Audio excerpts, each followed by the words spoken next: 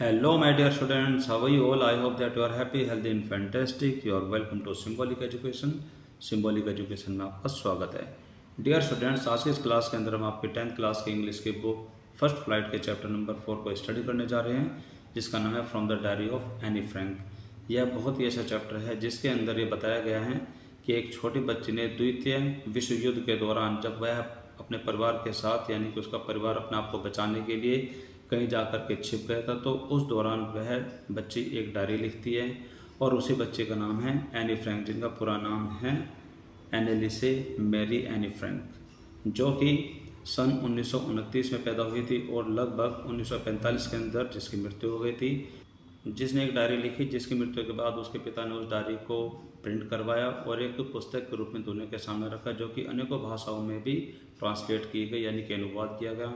और यह डायरी एक पुस्तक के रूप में आने के बाद संसार में सबसे ज़्यादा पढ़ी जाने वाली बुकों में से एक बन गई. तो आइए शुरू करते हैं और देखते हैं कि इस चैप्टर में एनी फ्रैंक के बारे में और कौन कौन सी बातें बताई गई हैं. तो शुरू करते हैं.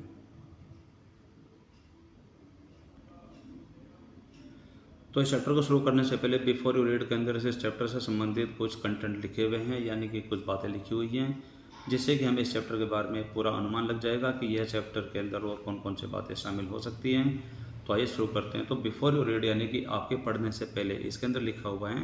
कि एनेलिसे मैरी एनी फ्रैंक, यानी कि एनी फ्रैंक का जो पूरा नाम है वो एनेलिसे मैरी एनी फ्रैंक है, जिसका जन्म 12 जून 1929 के अंदर हुआ और जिसकी मृत्यु फरवरी या फिर मार्च, ये कोई श्योर नहीं है, ये कोई पक्का नहीं है, जिसकी मृत्यु फरवरी या फिर मार्च के महीने में हुई,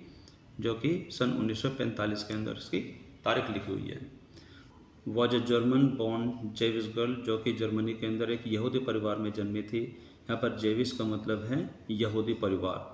हु रोट वाइल, यानी कि जिसने जो ये डायरी है उस समय लिखी थी. वाइल इन द हाइडिंग, यानी कि जब अपने परिवार के साथ छिपी हुई थी, यानी कि अपने फैमिली को, अपने परिवार को बचाने के लिए इनके फादर ने कहीं छिपने की जगह ढूंढ निकाली थी, जहाँ पर रहते हुए उसने डायरी लिखी थी.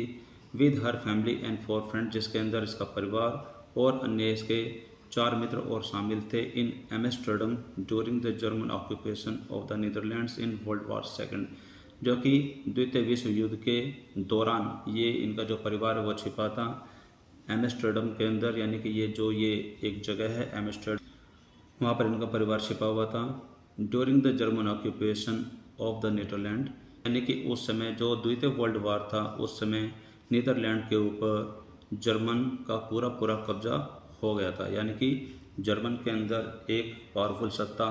काम कर रही थी, एक शक्तिशाली सत्ता काम कर रही थी और उसने नीदरलैंड पर अपना पूरा कब्जा कर लिया था. ये उस समय की बात है. आगे इसमें लिखा है कि her family had move to Amsterdam, यानी कि उसका परिवार एम्स्टर्डम में चला गया था. After the Nazis gain power in Germany, यानी कि जब जर्मनी में नाजी की सत्ता हासिल हो गई थी उसके बाद इसका जो परिवार है एम्स्टर्डम चला गया था. बट वर ट्रैप्ड, लेकिन वहाँ पर ये जाकर के फंस गए थे. When the Nazis occupation extended into the Netherland, जब नाजी का जो कब्जा था वो बढ़ते बढ़ते नीदरलैंड तक फैल गया था, तो ये वहाँ पर जाकर के फंस गए थे. आगे इसके अंदर लिखा है, आगे इसमें लिखा है कि as prosecution against the Jewish population increased, और जैसे जैसे वहाँ पर जो यहूदी की जो जितनी भी जनसंख्या थी, जिस परिवार से संबंधित थी, इसी तरीके से और भी जनसंख्या वहाँ पर रहती थी, और जैसे जैसे यहूदी जनसंख्या के खिलाफ वहाँ पर उत्पीड़न बढ़ता चला गया, यानी कि उनके खिलाफ अत्याचार बढ़ता चला गया. The family went into hiding in July 1942 in the hidden rooms in her father's Otto Frank's office building. फिर उसके बाद जो परिवार है वो अपने पिता यानी कि ऑटो फ्रैंक के जो ऑफिस बिल्डिंग है उसके अंदर एक छिपने की जगह थी जिसको हम बोलते हैं हाइडिंग रूम्स. 1942 के अंदर ये वहाँ से निकल करके उस ऑफिस के हाइडिंग रूम में चले गए थे. आफ्टर 2 years इन हाइडिंग, और वहाँ पर छिपते हुए जब उनको 2 साल हो गए थे तो 2 साल के बाद द ग्रुप वाज बिट्रेड, यानी कि जो ये समूह था इनको धोखा दिया गया धोखे से, and transported to the concentration camp system, जहाँ से उनको हटा करके कंसंट्रेशन कैंप सिस्टम के अंदर ट्रांसफ़र कर दिया गया, यानी कि वहाँ पर ले जाया गया. यहाँ पर कंसंट्रेशन कैंप सिस्टम का मतलब है एकाग्रता शिविर प्रणाली, जहाँ पर उनके ऊपर अलग से नज़र रखी जा सकती थी.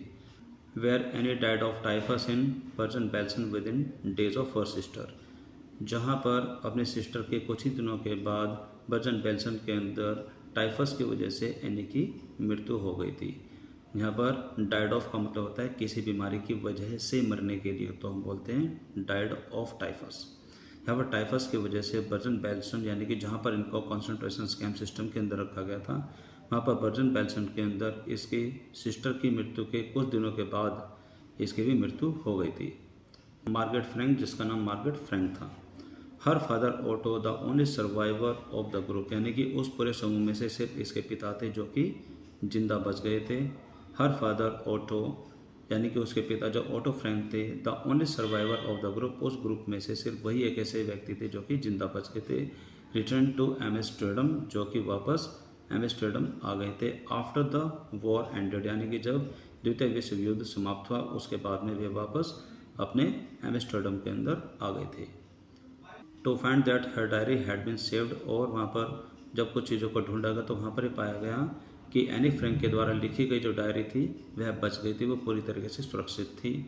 कन्विंस्ड, और उसको देख करके यह सुनिश्चित किया गया that it was a unique record, कि यह एक बहुत ही अनूठा रिकॉर्ड है। He took action to have it published, और उसके बाद उसके पिता ने इस डायरी को छपवाने के बारे में कदम उठाया। In English under the name the diary of a young girl, यानी कि अंग्रेजी भाषा में उस डायरी को छपवाने का कदम उठाया गया जिसका नाम रखा गया the diary of a young girl, यानी कि एक यंग बच्चे की डायरी, जिसका नाम रखा गया the diary of young girl. आगे इसमें लिखा है कि the diary was given to Anne Frank for her 13th birthday, यानी कि जब एनी फ्रैंक 13 वर्ष की थी तो उसके जन्मदिन पर वह डायरी उसको दी गई थी जो कि उसने उस हाइडिंग सिस्टम के अंदर जाकर के लिखी थी। The chronicles the event of her life, और उसकी जीवन के जो ऐतिहासिक जो पल थे जो कि उसने बिताए थे फ्रॉम द जून 1942, जो कि 12 जून 1942 से लेकर के until it's final entry of 1 अगस्त 1944, जिसके अंदर जो डायरी की जो लास्ट की एंट्री थी वो 1 अगस्त 1944 के दौरान तक रही। यानी कि यह जो डायरी है उस समय में लिखी गई थी जब उसका परिवार अपने आप को बचाने के लिए कहीं जाकर के छिप गया था। तो लगभग 2 वर्षों के अंदर जो जो एनी फ्रैंक के दिमाग में चला, जो जो उसने फील किया, जो जो उसने अपनी लाइफ के बारे में सोचा, वो सब की सब सारी की सारी जितनी भी एंट्रीज हैं सब उस डायरी के अंदर लिखी गई। और आगे इसमें आपको बताया गया है कि इट वाज इवेंचुअली, और अंततः it was eventually translated from its original Dutch into many languages, यानी कि जो डायरी लिखी गई थी यह डच भाषा के अंदर लिखी गई थी। और अंततः यहाँ पर इवेंचुअली वर्ड का मतलब होता है अंततः। तो अंततः इस डायरी को इसकी जो ओरिजिनल भाषा है, जो इसकी मूल भाषा जो डच है, उससे अनेकों भाषाओं में इसका अनुवाद किया गया and became one of the most widely red book, और उसके बाद संसार में सबसे ज़्यादा पढ़ी जाने वाली बुकों में से ये एक बुक बन गई। ऑल्सो बीन सेवरल फिल्म्स, और इस सब्जेक्ट पर बहुत सी फिल्में भी हैं। टेलीविज़न एंड थिएट्रिकल प्रोडक्शन, और टेलीविज़न और थिएट्रिकल प्रोडक्शन भी है, यानी कि कुछ ऐसे प्रोग्राम है जो टेलीविज़न पर भी प्रस्तुत किए गए और कुछ ऐसे प्रोग्राम भी जो कि थिएटर पर भी प्रस्तुत किए गए, जो कि मंच पर जो नाटक के रूप में प्रस्तुत किए गए।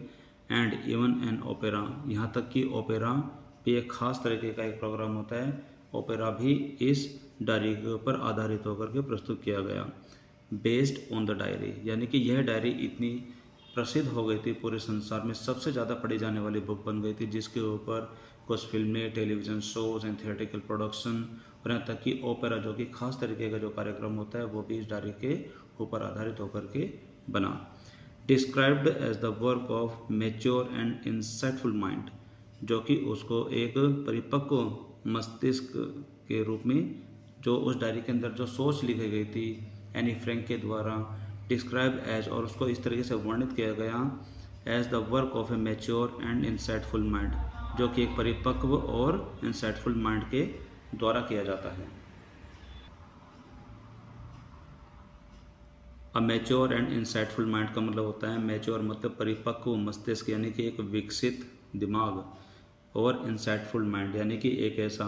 मन, एक ऐसा दिमाग जो कि दूर के बारे में सोच सकता है, जो कि बहुत ही गहरा सोच सकता है। तो इस तरीके की जो क्वालिटी उस छोटी उम्र में ही उस एनी फ्रैंक के अंदर थी, जिसकी वजह से वह उस डायरी को लिखने में कामयाब हुई। आगे इसमें लिखा है कि the diary provides N intimate examination of daily life, यानी कि जो डायरी के अंदर जो सारी बातें लिखी गई थी वह इस बात को प्रदर्शित करती हैं जो कि हर रोज़ का जो जीवन होता है, यानी कि डेली लाइफ, यानी कि जो दैनिक जो जीवन होता है उसके अंदर आने वाली जो परीक्षा है, यानी आने वाली जो एग्जामिनेशंस है, हर रोज़ एक प्रकार का एग्जामिनेशन यानी कि परीक्षाओं भरा एक जीवन था अंडर नाजी ऑक्यूपेशन, जो कि नाजी का कब्जा वहाँ पर पूरे नीदरलैंड तक फैल गया था। उसमें एक ऐसा जीवन उन्होंने बिताया जो कि हर रोज़ एक परीक्षा से भरा हुआ था। Anne Frank has become one of the most renowned and discussed of the Holocaust victims, यानी कि एनी फ्रैंक जो है वो वहाँ के नरसंहार पीड़ित जितने भी व्यक्ति हैं उनमें से सबसे ज़्यादा प्रसिद्ध और सबसे ज़्यादा चर्चित की जाने वाली एक खास पर्सन बन चुकी है, एक खास व्यक्ति बन चुकी है। Well my dear students, before you read के पॉइंट के अंदर जितनी भी सारी बातें इस चैप्टर से संबंधित लिखी हुई हैं उन सारी बातों को पढ़ने के बाद अब हम इस चैप्टर को शुरू करते हैं और देखते हैं इसकी शुरुआत में क्या लिखा हुआ है। तो इसकी शुरुआत में लिखा हुआ है कि writing in a diary is really strange experience for someone like me, कि किसी भी डायरी को लिखना, राइटिंग इन अ डायरी यानी कि किसी भी डायरी को लिखना इज़ रियली स्ट्रेंज एक्सपीरियंस, एक बहुत ही अनोखा अनुभव है, बहुत ही विचित्र अनुभव है फॉर समवन लाइक मी, मेरे जैसी किसी भी लड़की के लिए। नॉट ओनली बिकॉज, यह सिर्फ इसलिए नहीं है कि I have never written anything before, यह सिर्फ इसलिए नहीं है कि मैंने अब से पहले कभी भी कुछ नहीं लिखा, बट ऑल्सो, और ये इसलिए भी है क्योंकि इट सीम्स टू मी, और यह मुझे ऐसा प्रतीत होता है दैट लेटर ऑन, और बाद में यानी कि जब मैं इस डायरी को लिख लूँगी तो उसके बाद में नाइदर आई, ना ही मैं, नॉर एनी वन, और ना ही कोई और, else will be interested in the musing of a 13-year-old school girl, कि एक स्कूल की जो लड़की है जो कि 13 साल की है उसके चिंतन के बारे में, यानी कि जो वो महसूस कर रही है और जो कुछ भी उसने उस डायरी में लिखा है कि ना तो मैं ना ही कोई और उसमें कोई रुचि दिखाएगा, ना ही कोई उसको पढ़ेगा। ओह वेल, खैर, इट डज़ नॉट मैटर, लेकिन यह कोई बात नहीं है। आई फील लाइक राइटिंग, मुझे लिखने का मन है, यानी कि मेरा लिखने का मन करता है। And I have an greater need to get all kinds of things off my chest, and I have an even greater need, और सबसे बड़ी आवश्यकता मेरे लिए यह है कि to get all kinds of things off my chest, कि मैं अपने सारे इन चिंतन को, यानी कि जिसके बारे में विचार कर रही हूँ, इन सब को लिखने के बाद मैं अपने मन का बोझ हल्का करना चाहती हूँ, यानी कि जिससे कि मेरे सीने पर जो बोझ बना हुआ है, मेरे दिल का बोझ है, वो हल्का हो जाए। यहाँ पर गेट ऑफ का मतलब होता है दूर करना, यानी कि हल्का करना। और आगे इसमें लिखा है कि paper has more patience than people, यानी कि कागज़ में मनुष्य की तुलना में बहुत ज़्यादा धैर्य होता है और सहनशीलता होती है। यहाँ पर पेशेंस का मतलब है धैर्य और सहनशीलता। I thought of this saying one of those days, और मैंने इस कहावत के बारे में उन दिनों सोचा था, यानी कि दोज डेज का मतलब यहाँ पर है उन दिनों, और दिस सेइंग का मतलब है यह कहावत, यानी कि मैंने इस कहावत के बारे में उन दिनों सोचा था। When I was feeling little depressed, कि जब मैं थोड़ा निराश थे, यहाँ पर लिटिल डिप्रेस्ड का मतलब है थोड़ा निराश। I was feeling a little depressed, जब मैं थोड़ा निराश महसूस कर रही थी। And was sitting at home with my chin in my hand, और मैं अपने घर पर अपनी ठोड़ी को अपने हाथों में लिए बैठी हुई थी, यानी कि अपने ठोड़ी को अपने हाथों के सहारे से लगा करके बैठी हुई थी। बोर्ड, और मैं बहुत ज़्यादा बोर थी। एंड लिस्टलेस, और बहुत ही नीरस थी, यानी कि लिस्टलेस का मतलब होता है with no energy and interest, यानी कि कोई रुचि ना होना और कोई ऊर्जा ना होना, यानी कि मैं ऊर्जा विहीन और पूरी नीरस तरीके से बैठी हुई थी। वंडरिंग, और घूमते हुए, वेदर टू स्टे और गो आउट, कि मैं सोच रही थी कि मैं यहीं रुक जाऊं या फिर मैं बाहर चली जाऊं, इस चीज़ को मैं सोचते हुए इधर उधर घूम रही थी। And I finally stay where I was, और अंततः मैं वहीं रुकी रही जहाँ पर मैं पहले से ही थी। ब्रोडिंग, और ये विचार करते हुए, यस पेपर डज है मोर पेशेंस, यानी कि पेपरों में, यानी कि कागज़ों में मनुष्य से ज़्यादा सहनशीलता और धैर्य होता है। एंड सिंस, और हालांकि, आई एम नॉट प्लानिंग, और मैं ये कोई योजना नहीं बना रही थी, to let anyone else, कि किसी को भी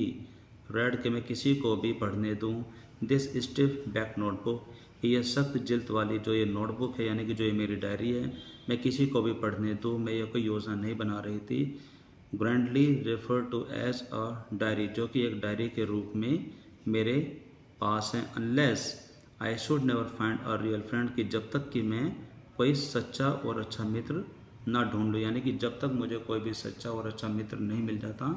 मैं जब तक यह कोई योजना नहीं बना रही हूँ कि मैं किसी को भी इस सख्त जिल्द वाली बुक को, जो कि नोटबुक के रूप में, मैं इसको पढ़ने दूँ। It probably want make a bit of difference, और जब तक कि इसमें कोई भी अंतर नहीं आएगा। आगे इसमें लिखा हुआ है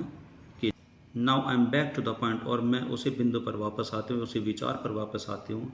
दैट प्रॉम्प्टेड मी, जिसने मुझे प्रेरित किया, to keep a diary in the first place, जिसने मुझे इस डायरी को प्रथम स्थान पर रखने पर प्रेरित किया। वह विचार यह है कि I don't have a friend, कि मेरा कोई मित्र नहीं है।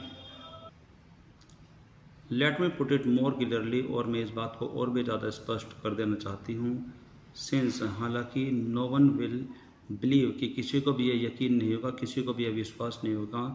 दैट कि अ 13-year-old girl is completely alone in the world, कि इस पूरे संसार में एक 13 साल की जो लड़की है वो बिल्कुल अकेली है। एंड आई एम नॉट, और वास्तव में मैं अकेले भी नहीं हूँ। आई हैव लवली पेरेंट्स, कि मेरे पास बहुत प्यारे माता पिता हैं। एंड अ 16-year-old सिस्टर, और 16 साल की एक बहन भी है। And there are about 30 people, और लगभग 30 ऐसे लोग हैं, आई कैन कॉल फ्रेंड्स, यानी कि जिनको मैं अपना दोस्त कह सकती हूँ। आई हैव ए फैमिली, मेरा परिवार है। लविंग आंट्स, प्यारी आंटीज़ हैं। एंड अ गुड होम, और एक बहुत अच्छा घर भी है। नो, लेकिन ऐसी बात नहीं है। ऑन द सरफेस, ऊपरी तौर से, आई सीम टू हैव एवरीथिंग, यानी कि अगर ऊपर से ही देखा जाए तो ऐसे लगता है कि मेरे पास सब कुछ है, except my one true friend, सिवाय मेरे सच्चे दोस्त के, यानी कि सिवाय मेरे सच्चे मित्र के अलावा मेरे पास सब कुछ है।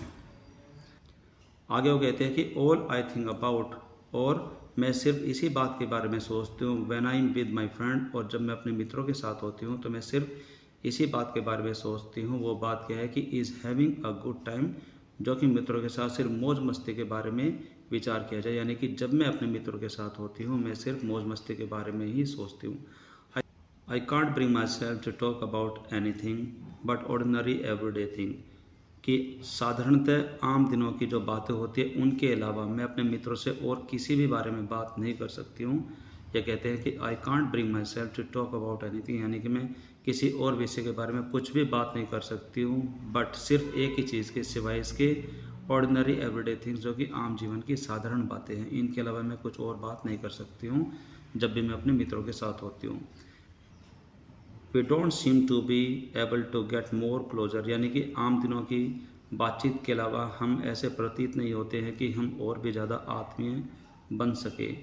And that is the problem, और यही सबसे बड़ी समस्या है। यानी कि एनी फ्रैंक यहाँ पर इस बात को स्पष्ट कर देना चाहती है कि इस संसार में कोई भी यह विश्वास नहीं करेगा कि एक 13 साल की स्कूल की जो लड़की है वो बिल्कुल अकेली है इस संसार में। लेकिन बात ऐसी भी नहीं है, उसके पास उसका परिवार है, 16 साल की एक उसकी बड़ी सिस्टर है, और 30 लगभग ऐसे लोग हैं जिनको वो अपना मित्र कह सकते हैं। और वो ये भी कहती है कि जब भी वो अपने दोस्तों के साथ होती है तो वो वही आम जीवन के साधारण बातों के अलावा कुछ और किसी और के बारे में भी बातें नहीं कर सकती है। और ये कहती है कि इन सारी बातों के अलावा वे और भी आत्मीय नहीं होते नज़र आते हैं, और यही उनकी सबसे बड़ी समस्या है। आगे इसमें लिखा है कि may be it's my fault, शायद ये मेरी ही गलती है। अब यहाँ पर एनी फ्रैंक आगे कहते हैं कि शायद ये मेरी ही गलती है, that we don't confide each other, कि हम एक दूसरे को अपनी गुप्त बातें नहीं बताते, अपनी गोपनीय बातें नहीं बताते हैं। कि यहाँ पर कन्फाइड का मतलब होता है टू टेल पर्सनल थिंग्स, यानी कि अपनी कुछ खास बातें privately to a person that trust, कि जिस पर हम यकीन करके अपनी बातों को बता सकते हैं, यानी कि जिस पर हम विश्वास कर सकते हैं। कि ये शायद मेरी ही गलती है कि हम एक दूसरे को अपने मन की बात नहीं बताते हैं। इन एनी केस, किसी भी परिस्थिति में, that is just how the things are, यानी कि वे सभी बातें बिल्कुल सेम ऐसी रहती है जैसी कि वे होती हैं, उनमें कोई भी परिवर्तन नहीं आता है। एंड अनफॉर्चुनेटली, और दुर्भाग्यवश, they are not able to change, और वे कभी भी परिवर्तित नहीं होती, वे कभी भी बदलती नहीं है। एंड दिस इज़ वाई, और इसी वजह से I have started the diary, मैंने इस डायरी को लिखना शुरू किया है। आगे इसमें एनी फ्रैंक बताना चाहती है कि to enhance the image of this long awaited friend, यानी कि ये अपनी डायरी को कहती है दिस लॉन्ग अवेटेड फ्रेंड, यानी कि एक ऐसा मित्र जिसकी बहुत लंबे समय से ये इंतज़ार कर रही है, to enhance the image of this long awaited friend, यानी कि इस लंबे समय से जिस फ्रेंड की प्रतीक्षा कर रही है उसकी छवि को बढ़ाने के लिए, इन माई इमेजिनेशन, मेरी कल्पना में, अपने इस मित्र की छवि को बढ़ाने के लिए, I don't want to jot down the facts in this diary, कि मैं उन सारे तथ्यों को इस तरह से अपनी डायरी में नोट नहीं करना चाहती, यानी कि इस तरीके से मैं उनको संक्षेप में लिखना नहीं चाहती, यानी कि जल्दी जल्दी लिखना नहीं चाहती। यहाँ पर जोट डाउन का मतलब होता है संक्षेप में किसी भी चीज़ को नोट करना, कि मैं इस तरह से अपनी डायरी में उन सारे तथ्यों को, उन सारी बातों को इस तरह से लिखना नहीं चाहती, द वे, जिस तरह से मोस्ट पीपल वुड डू, जिस तरह से अन्य बहुत सारे लोग लिखना चाहेंगे, जिस तरह से ज़्यादातर लोग लिखना चाहेंगे। बल्कि I want the diary to be my friend, बल्कि मैं चाहूँगी कि जो ये डायरी है ये मेरी मित्र बने। And I am going to call this friend Kitty, और मैं अपने इस मित्र को किटी नाम से पुकारूंगी। वेल माय डियर स्टूडेंट्स, इस चैप्टर को इतना समझने और पढ़ने के बाद में आपके सामने 3 क्वेश्चन पूछे गए जो कि आपके ओरल कॉम्प्रिहेंशन चेक के अंदर हैं। तो पहला क्वेश्चन आपसे पूछा गया है जिसमें आपसे पूछा जाता है कि what makes writing in a diary a strange experience for Anne Frank, यानी कि एक डायरी को लिखना एनी फ्रैंक के लिए एक बहुत ही विचित्र अनुभव किस तरह से बनता है, यानी कि क्या वजह है जो कि एनी फ्रैंक के लिए डायरी लिखना एक विचित्र अनुभव बना देता है। दूसरे क्वेश्चन में आपसे पूछा है कि why does Anne want to keep a diary, कि एनी एक डायरी क्यों रखना चाहती है। तीसरे क्वेश्चन में आपसे पूछा गया है why did Anne think she could confide more in her diary than in the people, कि एनी को ऐसा क्यों महसूस हुआ कि वो अपने मन की बात, अपनी गोपनीय बातें लोगों से ज़्यादा उस डायरी से कह सकती है।